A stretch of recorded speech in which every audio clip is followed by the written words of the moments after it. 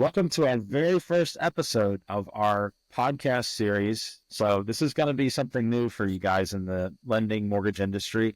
But looking to bring something unique to the listening audience out there.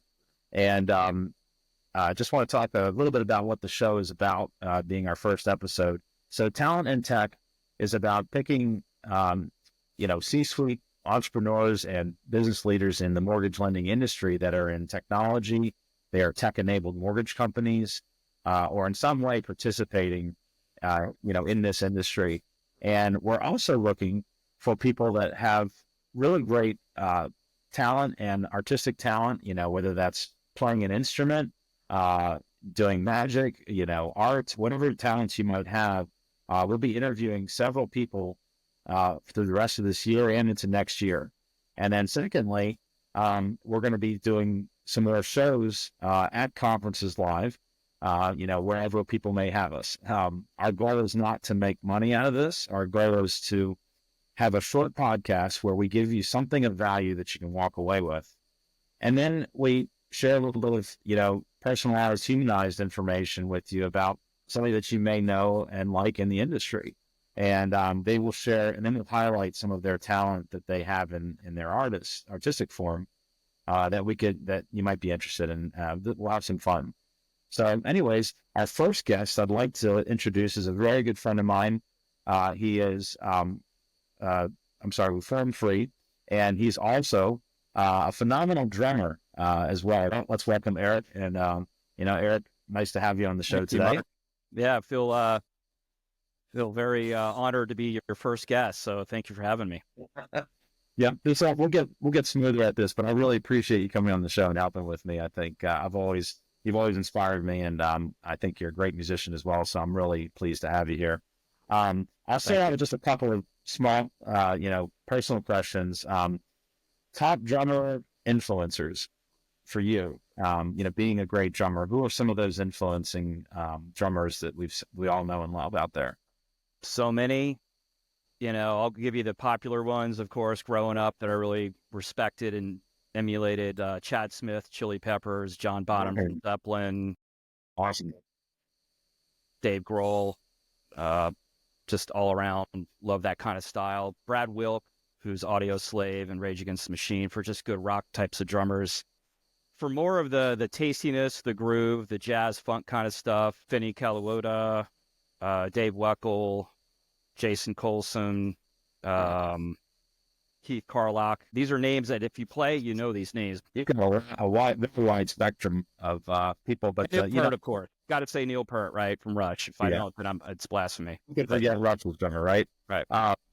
As you get addicted to your craft or your art, you start to continuously search and hunt for those musicians or inspirations, and I do the same myself. So.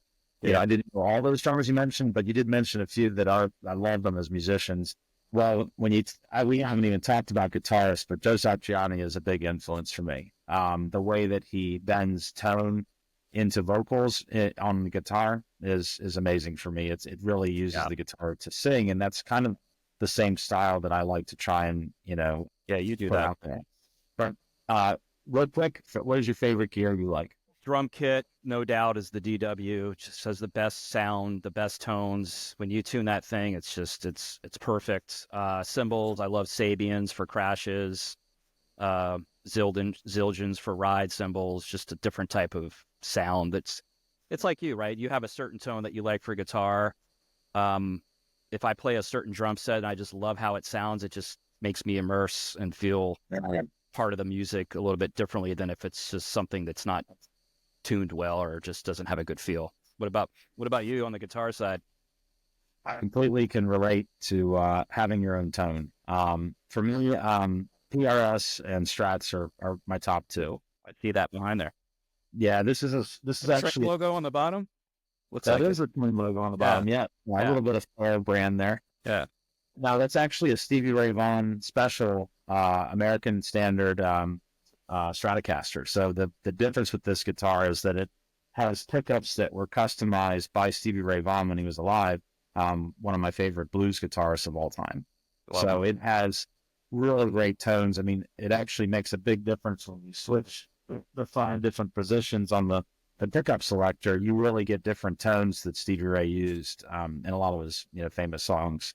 So, Right. so anyways, let's jump into some things. We'd like to give our listeners something that they can walk away with in the lending industry. So, first question: what are the most significant challenges currently facing the mortgage industry, particularly in terms of operational efficiency and cost management?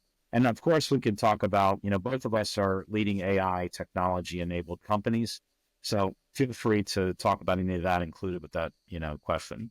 Yeah, I would say, I mean, the first and foremost, you have to have a way to take the data, ingest the data, and have a way to go through the source data first. So at least, here at FormFree, we're taking that bank transaction data. So the intelligence that we put on there is looking at the efficiency of reviewing the bank statements. So reviewing the bank statements, figuring out cash flow, discretionary, are they employed?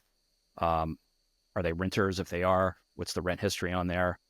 Also looking at reducing overall by the use of AI for operational efficiencies, I would say there's a lot of outdated systems that some of the lenders are still using. Even some of the very successful ones, you're starting to see a big change moving over to some different type of tech.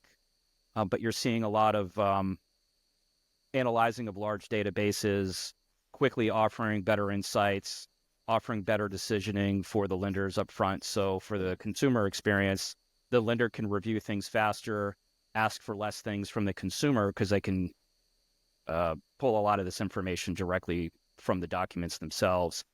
And the main thing is figuring out the rising costs, with the operational cost being a big part of it. LL Comp's a big part of it. Manufacturing costs of a loan are still up there. But in recent discussions with many lenders, I'd say in the last 90 to 120 days, some of them are seeing that cost come down because they are implementing AI into fraud detection up front. They're also removing any identity theft up front that sometimes is coming up at the very end with the title being pulled and closing issues. And then the analytics up front with just, forecasting cash flow, and is this someone that's going to be able to make a payment coming from a first-time home buyer to owning a home? Very good. What are some great ROI takeaways that, could materialize that a lender could go to? Usually when you're running a company, right, you want to kind of assess, what's this going to do for my company? What's this going to save either in bottom line costs or capacity expansion, or maybe even happier processors, because happy processors are more productive than unhappy, which, can happen. And whether we're in a typical environment now where we're seeing a big purchase market, we always know that ebb and flow happens, and we're going to pretty soon, see a difference. And not because of rates lowering, it's going to be because of consolidation of debt and cash out. There's so much equity that people have, and they're either wanting to put it back into their home because they work from home, or they spend a lot of time there. They want to enjoy their home, so they're improving the property. As far as use cases, I would say number one, suspicious patterns and flagging potential for fraud detection. That's definitely a big area to look at. Mitigating the risk early before spending a lot of time processing a loan. The document processing piece, for years we've seen a lot of the character recognition software. Some do a good job more than others. Improving the processing times. Customer service is where we're seeing a lot of that come in with the chatbots and the virtual assistants. I mean, that's all AI driven. That's been around for quite a while. The difference is the generative AI is getting better and smarter at pulling the data to make sure that the answers are more accurate. Automating the underwriting, speeding up the analyzing of the borrower's data, especially asset, employment, income, all that kind of stuff. Looking at it from an appraisal standpoint, and as well as on the title side, to be able to look at a quick title, or being able to pull a report up front, just to figure out, is grantor information correct? Are the taxes being paid on time? Are there tax liens that we need to know about? If so, is there a payment plan we need to get? So a lot of those things can just help from a use case of top of the funnel consumer, bringing them in, getting as much as you can up front. Yeah. Sounds like we found a lot of use cases so far for that top of the funnel, like you're saying. Just to kind of confirm that, if you break down the loan lifecycle into segments, let's say, pre-application, application, processing, underwriting, you could probably actually get a time measurement on average in your pipeline on that. And you could probably by segment almost look at AI solutions to try and get that down. Now, you don't want to have too many solutions to manage, of course, but if you can find that ROI within those segments, that's what I've noticed from the way a lot of lenders are attacking it. And the one thing I'd like to applaud many of the lenders out there, IMBs, banks, depositories, credit unions, is that I feel like in this wave of technology, because you and I have been in the digital revolution for a while now, and I feel like lenders are at least aware of it this time, and they have on their actual roadmaps to tackle and find these technologies, and I like their spirit and their energy towards tackling that. Some of them are even trying to build it themselves, which I'll more power to them. But I think it's this wave, this second wave of the digital revolution. The first wave, we had data and how to use data and automate. Now we're retooling the automation to make it generative. And I think it's a great time to be alive in not only life, but in the mortgage industry. And I'm really enjoying working, with lenders out there and watching where they want to go, being challenged by them to try and keep up with those expectations and where they want to be in the future. I think it's a very exciting time. So we've at least, I think we've talked about some things, hopefully, just at a higher level where people can take some use. If you once again, I'll reiterate, breaking your process into those segments, looking at where there can be upfront time cut. There's a lot of great AI application and new tech application there to support that. And secondly, just getting in the game. If you're not playing and trying, right, you're not going to solve for it. So you can mitigate risk, you can try, and you can get a lot of ROI out of that. Yeah. So being said, any final comments on that, Eric? And then I wanted to ask you after that some question about your talent and how you use that in the industry. Yeah, I did have one question for you as it relates to AI. One of the challenges I see is getting the lenders and partners in the industry to understand that there are guidelines and frameworks around minimizing the biases, which is a key challenge. There's got to be constant monitoring and bias auditing, and it's called ethical AI. Have you seen an enhancement with that in the industry with lenders you work with, understanding that AI, when it has that framework around it and it's utilized the correct way, does provide a lot of value for not only the homeowner, but also for the lender that's looking to reduce their costs? What's your thoughts on the ethical AI piece, and how do lenders get more understanding and intelligent on how to understand that piece of it? Yeah, that's a great question. Well, first of all, I think lenders have a good awareness of that. They are concerned for their consumers and their borrowers about that, and they do take a care about that when they're implementing solutions. One of the basic things that is very important is that the data set at which you're training any large language model or models that you're building within AI is to not only have a broad data set, but not a commingled data set.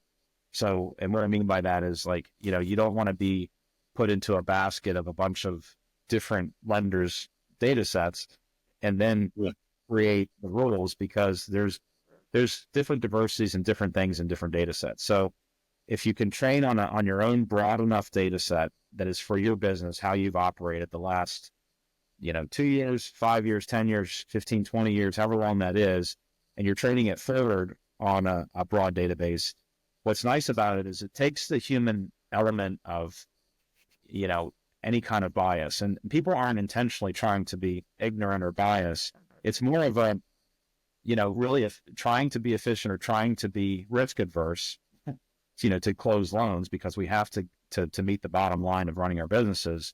But, the human decisions of the way that we make those decisions can sometimes create bias. And so when you have systems that can normalize that up front before humans touch it, and then bring human into the loop, you can neutralize a lot of that bias. And I think that we can tackle that together, and as we are testing and realizing, and we have that mission, as long as that's incorporated into the value of what we're trying to create, I think we can accomplish it with that. So, yeah, good points. So final question, great question, by the way. Thank you for that. Final question, back to you. Our goal is to highlight, some of the influencers such as yourself in this industry.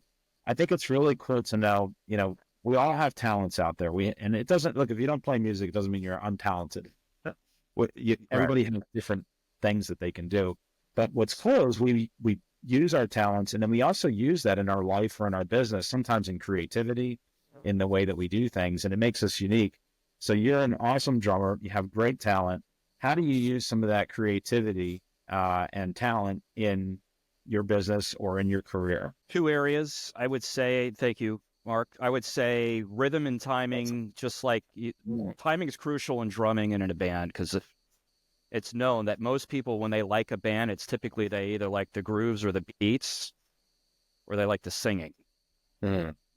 And that doesn't mean they don't like the guitar. What I'm saying is those are the two things. If those two things are way off, then the whole thing just flops. It doesn't work. You can have great guitarist, great bass player, but if the drummer and bass player are not on and the singer is way out of tune, like that's the stuff that people see and listen to. So when you tie this into the business side of things, the same attention to detail is vital for managing the complex systems that we have in the mortgage space.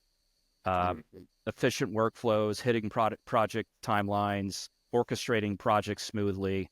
Very important to have that. Number two, adaptability in real time. So as we all know in business, especially in our mortgage businesses, and whether you're in the lender side or the title side or technology, doesn't matter. You've got to be able to adapt quickly, and it's got to be able to mesh and be able to understand what you're solving for and how to do it.